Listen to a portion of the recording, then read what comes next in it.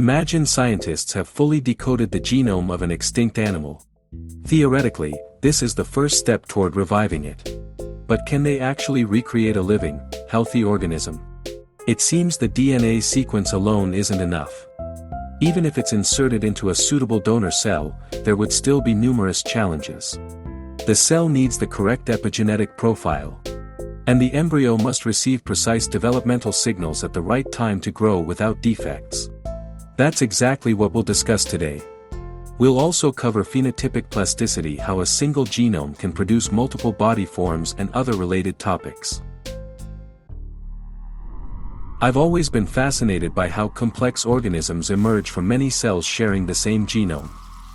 In my computer model, I've tried to replicate this process, albeit with some simplifications. For instance, in my simulation, cells have fixed sizes and positions in two-dimensional space. But in reality, embryogenesis is a dynamic three-dimensional process. Cells migrate, tissue layers fold, and organs gradually take shape. Despite these simplifications, the model still helps us better understand cellular interactions and how small variations in the genome lead to vast differences in body structure. It's important to mention that I'm not a biologist by training, so there's a good chance I might misunderstand or misinterpret certain concepts. Please don't take my videos as absolute truth. They're more of an exploration than a textbook. I'm simply trying to dive deeper into this fascinating subject through simulation, and I want to share what I discover along the way with all of you.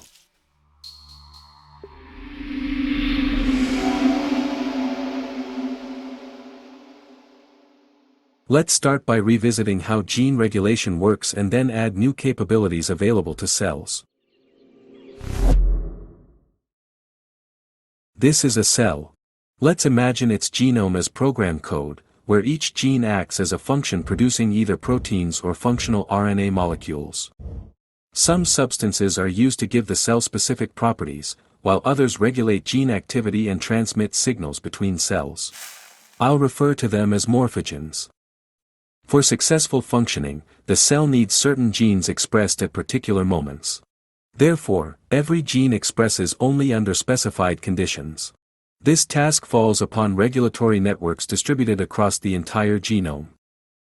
If visualized as code, these regulations appear as conditional statements preceding each function. Gene number 0 will only express when the yellow-colored morphogen is present. Gene number 1 will be blocked by the same morphogen. The next two genes will remain silent because the cell lacks the morphogen required to activate them.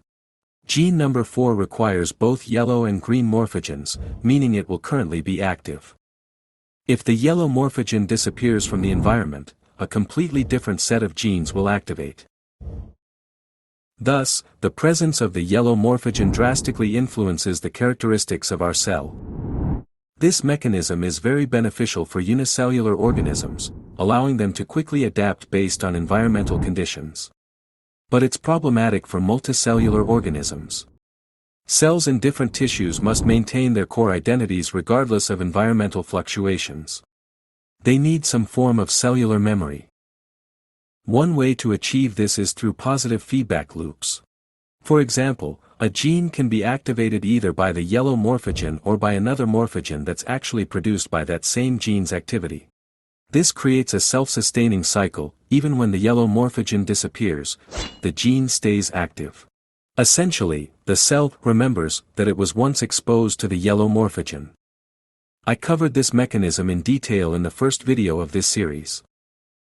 While this feature already allows for creating multicellular organisms, nature has developed additional solutions, such as DNA methylation. This is analogous to commenting out a function in code.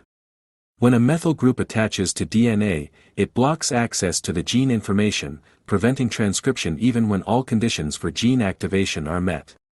What makes this convenient is that during cell division, the methylation mark persists in both resulting daughter cells. Such epigenetic marks can persist for decades. DNA methylation can also be used to activate gene expression. Here's how it works. Gene 0 produces a morphogen that suppresses all other genes. But when we methylate this particular gene, it gets silenced. And all the other genes become active. DNA is tightly wrapped around histone proteins. By modifying these histones, cells can control which DNA segments are accessible for reading, similar to commenting out entire blocks of code in our programming analogy. Both DNA methylation and histone modifications are studied by a relatively young field in biology called epigenetics. There's another mechanism I initially thought was purely theoretical, but it turns out to exist in nature, though it's extremely rare. It's called chromatin diminution, where cells simply discard the DNA segments they don't need. Before we dive into experiments with the organism I created specifically for this video, let's consider strategies for providing resources to a growing embryo. Nature has developed several strategies. For instance, an egg can be placed where resources are already abundant. Using these external nutrients, the egg develops directly into an adult organism. Alternatively, all necessary resources can be packed inside the egg cell from the start. However, when the egg contains insufficient resources for full development, nature finds workarounds, like creating an intermediate organism whose sole purpose is to accumulate enough resources. Take butterflies, for example. They start as tiny eggs that hatch into small caterpillars. During their growth phase, these caterpillars can increase their size by thousands of times. Then comes complete metamorphosis. The caterpillar essentially rebuilds itself into a butterfly, a far more complex organism with an entirely different phenotype. But nature sometimes employs the reverse approach. Cydian larvae have complex structures specifically for dispersal. Upon finding an optimal location, they undergo radical simplification, transforming into what essentially becomes a water-filtering siphon. Finally, there is a strategy characteristic of humans as well. The embryo receives all necessary resources directly from the mother's body. This includes both intrauterine development and budding, which predominantly occurs among plants but can occasionally be observed in animals too. For this video, I've developed an organism whose development follows an unusual pattern. At the initial stage, an embryo undergoes intrauterine development into a larval form quite unlike the adult individual. Similar phenomena can be found in marsupials. Since my model doesn't support scaling, I implemented complete metamorphosis instead. From the larval stage, the organism transforms into an adult form via total reconstruction. Quick overview of the organism's life cycle featured in this video. For those new to this series, here's a quick explanation. When designing an organism, I write the genetic code not for the whole organism, but for a single cell. Each cell runs the exact same code. Multiple cells, acting according to the same algorithm and interacting with each other, create a complex organism. Here's the fascinating part. You can't predict the final organism just by reading the code. The body plan emerges spontaneously from cell-to-cell interactions. This mirrors how real biological development works. That's why modifying cells in my model yields results comparable to real biological systems. It enables meaningful experimentation. This is the founding cell of the future organism. It resides within the parent's body, which secretes specialized morphogens to guide proper embryonic development. This is a crucial moment we'll return to shortly. The egg begins dividing and establishes a connection point with the maternal tissue, marked by a specific morphogen secreted by the mother. This site initiates formation of the embryonic organizer that will define the primary body axis. On the opposite side, a different maternal morphogen triggers development of the germline cells. Interestingly, in mammals, the egg progenitor cells are established during the daughter's own embryonic development. This means an organism can simultaneously contain cells from 3 generations, the mother, her developing daughter embryo and primordial egg cells that will become grandchildren. The larval stage embryo emerges from the mother's body, facing ahead the stage of complete metamorphosis. Inside the larva's body, there are clusters of undifferentiated cells called imaginal discs. They will give rise to the next stage organism, while most of the larval tissue will be broken down. Interestingly, approximately half of all animal species exhibit complete metamorphosis in their life cycle. We've come full circle, returning to where we started. Before us stands an adult organism containing an egg, which will give rise to the next generation. The cycle is now complete. Now, let's discuss the signaling systems crucial for proper embryonic development. In previous videos, I've shown this schematic depicting gene interactions in a sea urchin embryo. At the bottom, we see genes controlling cell differentiation and specialization. In the center, there's a regulatory networks determining developmental pathways. And at the top, we find genes active in the mother, sending essential patterning signals to the egg. Let's examine the well-studied initial development of Drosophila. The mother deposits specific RNA molecules at opposite ends of the egg. These later produce proteins, establishing morphogen gradients along the anterior-posterior axis. After fertilization, the cleavage stage begins. The nucleus divides repeatedly, forming a syncytium. Cell membranes eventually partition this into an embryo. The embryo remains egg-sized. Each cell's position is determined by the maternal morphogen gradients. This phenomenon called the maternal effect, which is absolutely vital for proper development. Let's simulate what happens when an identical signal appears on both sides. In my model, signals come from maternal cells. With minor modifications to the organism's genome, I made it so that signals indicating the front edge of the body axis arrive from both sides. To achieve this, blocking just one gene was sufficient. And we've ended up with a two-headed organism. So, for proper body formation, one DNA set is not enough. External signals controlling embryonic development are equally vital. I came across an article describing a similar experiment conducted not on fruit flies, but on mosquitoes. By manipulating the maternal RNA molecules deposited in the egg, scientists successfully created embryos with either duplicated abdomens or two distinct heads. In the organism from the previous video, there was no maternal signaling. Instead, the developing embryo had to independently determine its anterior and posterior regions. Here's how it worked. The initial cell, detecting no neighbors, secreted a green morphogen and extended a guideline in a random direction. Once the first cell reached beyond the range of influence of the green morphogen, it assumed the identity of the embryo's anterior region. It announced this to all other cells by emitting a second morphogen, represented here in red. Meanwhile, the cell at the opposite end of the guideline took on the role of the posterior region. This method of directional determination led to situations where, in roughly 1/4 of cases, cells simultaneously escaped the influence of the green morphogen and declared itself the anterior pole. This resulted in embryos composed of two heads, occurring far too frequently. An externally provided signal defining direction appears more reliable, hence evolution favored this approach. Reversing the outcome could be achieved by removing the cell identifying itself as the head. Now, all cells assume the head already exists, leading to an organism comprising two bodies but lacking a head altogether. External signals not only guide embryonic development but also introduce epigenetic marks, thereby preparing the embryo for environmental conditions.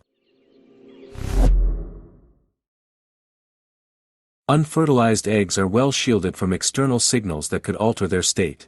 However, growing embryos become receptive to maternal cues that can modify the offspring's traits. Currently, the adult organism has skin thickness limited to a single layer of cells. Suppose environmental changes occur, prompting a signal from the mother to reach the growing embryo. This signal establishes an epigenetic mark across all embryonic cells, silencing the gene that restricts skin thickness. As a result, the emerging organism will have thicker skin. Note that this modification also affects its germ cells, meaning all future descendants could inherit this trait. To block this transgenerational inheritance, a genome-wide epigenetic reset occurs during gamete maturation and after fertilization. DNA methylation patterns get erased and histone modifications get cleared. Yet evolutionarily critical default marks remain intact. As expected, I removed this epigenetic mark from the egg cell, and in the next generation, an organism with normal skin thickness emerged. However, this reprogramming mechanism sometimes malfunctions. For example, epigenetic changes caused by maternal malnutrition during pregnancy in mammals can affect metabolism in offspring. The fetal organism gets programmed for survival in food-deficient conditions, which is beneficial. But if nutrition becomes abundant after birth, it leads to metabolic disorders like obesity. Sometimes these epigenetic modifications escape the normal reset process and persist over several generations, even in the absence of starvation. To demonstrate why proper epigenetic reprogramming in germ cells is crucial for normal development, let's run some experiments. In my model, 3 distinct epigenetic marks appear in the egg cell during organismal development. Normally, I remove all of them before embryogenesis begins. But what happens if I don't? Alright. Out of the 3 existing marks in the egg cell, I leave the first one intact and delete the rest. Immediately, the egg cell dies. Next, let's try keeping only the second mark. The larval form is now altered, and there are no imaginal discs. Even if the larva survives, an adult organism cannot develop from it. Let's try with the third mark. The egg cell begins dividing, filling all available space with a mass of dividing cells. Nothing happens, axes do not form. I manually remove the methyl mark from the cell where the organizer should appear. A guideline forms, but a normal larva does not develop. Uncontrolled cell proliferation occurs, forcing me to terminate the simulation. Out of curiosity, I began methylating other genes in the egg cell prior to embryonic development. One combination yielded a striking result. The larva develops completely normally, but the adult organism forms without a head. Remarkably, if this headless adult survives and reproduces without further methylation tampering, its offspring develop perfectly normally. At first glance, completely wiping all epigenetic marks in egg cells might seem logical. But evolution chose a different path. And for good reason. Many genes are only needed in adulthood and could disrupt embryonic development if activated prematurely. Additionally, mammalian genomes contain large numbers of mobile genetic elements capable of jumping around, potentially damaging the genome. Therefore, many locations in the egg cell's genome are blocked by methylation. There's also a fascinating phenomenon called genomic imprinting. This is a mechanism where certain genes are active only from one parent, either the mother or father. In placental animals, there are genes enhancing placenta growth, allowing greater resource extraction from the mother. Conversely, there are genes slowing this process to avoid exhausting the female.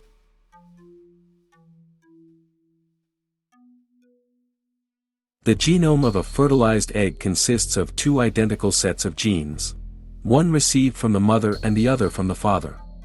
From a male perspective, it's advantageous to silence genes hindering placental growth, ensuring his offspring receive maximum nourishment. Conversely, females suppress genes stimulating placental expansion to conserve their resources. Balancing these competing interests ensures proper fetal development. Incidentally, it's precisely this genomic imprinting that prevents parthenogenesis in mammals. That is, females cannot reproduce without males. If the female genome were duplicated in the egg cell to trigger embryonic development, only genes suppressing placental growth would be active, resulting in impaired fetal development. Parthenogenesis, however, is observed in some reptiles, fish, and insects. Unlike mammals, these creatures lack such imprinting. Nutrients stored in the egg are accumulated prior to fertilization, determined exclusively by the female. I hope I've demonstrated that proper organismal development requires more than just DNA. It also demands the correct epigenetic profile and deliver regulatory signals at the right time and place. None of this information is explicitly encoded in the DNA sequence itself. Now, let's explore an even more fascinating phenomenon, phenotypic plasticity. Epigenetic modifications don't just fine-tune an organism, they can radically transform its phenotype. Let's use honeybees as an example. Male drones hatch from unfertilized eggs, which we're not focusing on here. I'll just mention that drones carry a single set of DNA, meaning they have half the chromosome count compared to other bees. From a fertilized egg, either a queen bee or worker bee can emerge. Initially, all larvae are fed royal jelly, but after 2-3 days, diets can diverge. Continuing with royal jelly will produce a queen. Switching to a different diet results in sterile workers. Different diets create disparities in DNA methylation patterns. Hence, despite sharing the same genome, varying epigenetic configurations lead to strikingly different organisms. Imagine scientists sequenced the genome of an extinct species with a similar mechanism. Even if we could grow larvae, without knowing the exact diet, we'd get only queens. And here's the tricky part, no worker bees means no functional colony. Worker bees know that larval diets need adjustment, and they are responsible for feeding them. This creates a paradox. To recreate workers, we need their nutritional expertise. But workers are precisely what we're missing. This raises intriguing questions. Is this dietary knowledge somehow hard-coded in the genome, or is it transmitted culturally across generations? Share your theories in the comments. I also incorporated similar phenotypic plasticity into my simulated organism. By exposing larvae to specific external signals, they undergo complete metamorphosis into sterile worker forms. Thus, this organism's single genome now contains information for 3 distinct phenotypes. Yet, this is far from the limit. Nature devises truly remarkable life cycles, especially among parasitic species. A prime example is trematodes. Trematodes live inside vertebrate hosts, releasing eggs into the environment. Eggs hatch into ciliated, light-sensitive larvae that can't feed. Their sole mission is to find a snail. Upon entering a mollusk, they undergo complete metamorphosis, transforming into a sac filled with embryonic cells. The sac releases a new generation with digestive systems, capable of asexual reproduction. Their offspring exit the snail as tailed swimmers. Settling onto shore vegetation, they form cysts, awaiting ingestion by a vertebrate host. Within the vertebrate, they mature into sexually reproducing adults.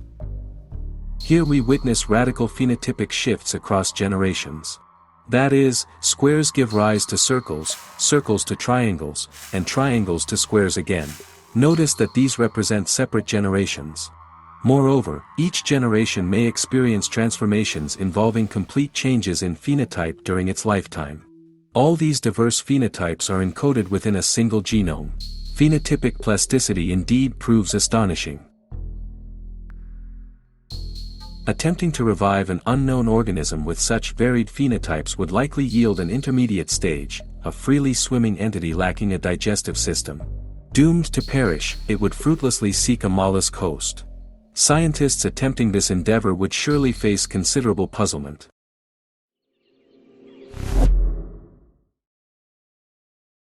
Only a mature organism can establish the precise DNA methylation patterns in egg cells and provide the critical signals for proper embryonic development. But here's the paradox, we're trying to resurrect the very adult organism that's needed to create those conditions. It's the ultimate chicken and egg dilemma.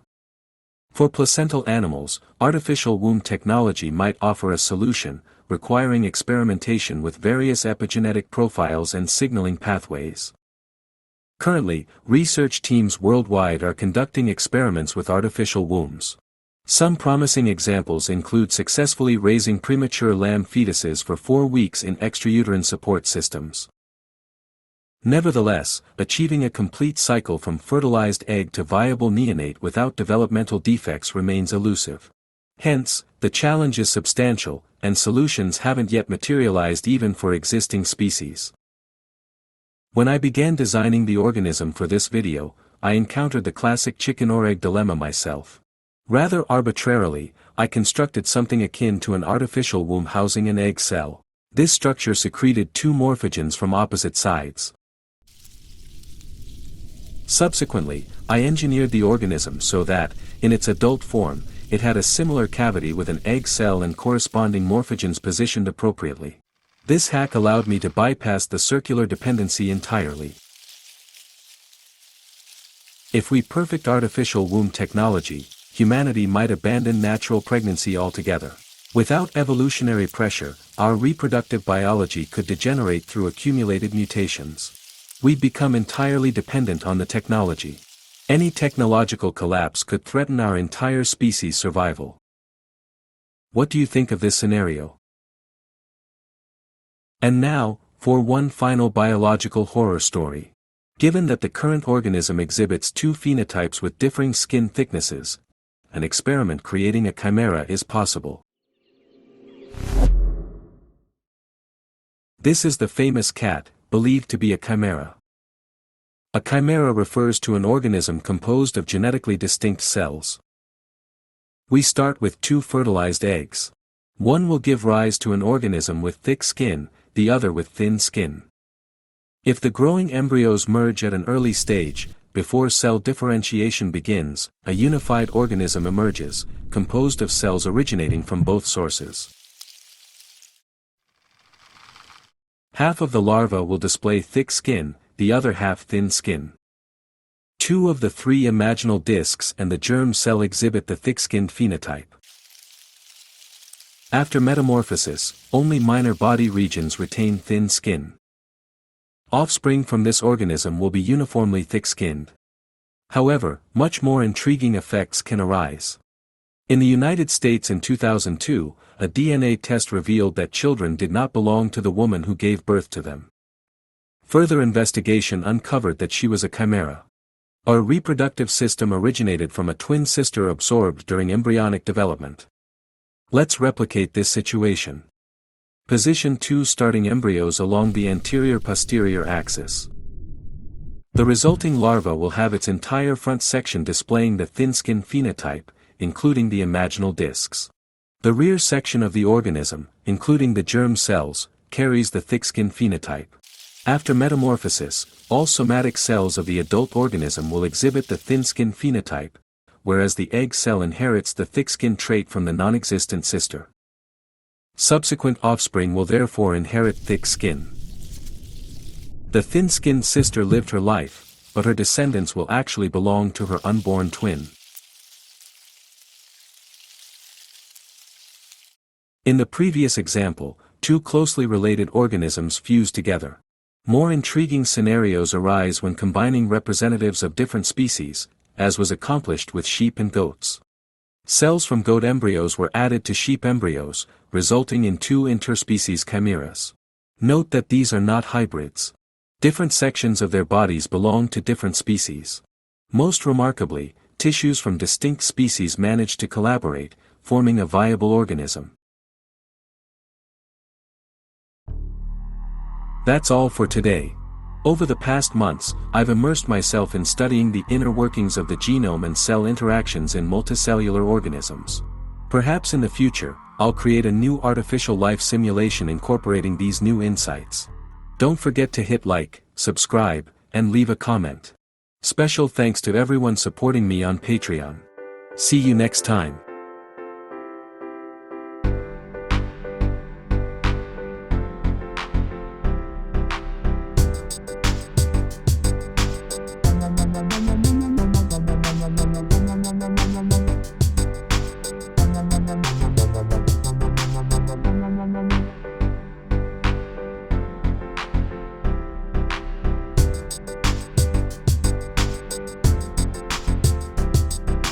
Nom nom nom nom nom.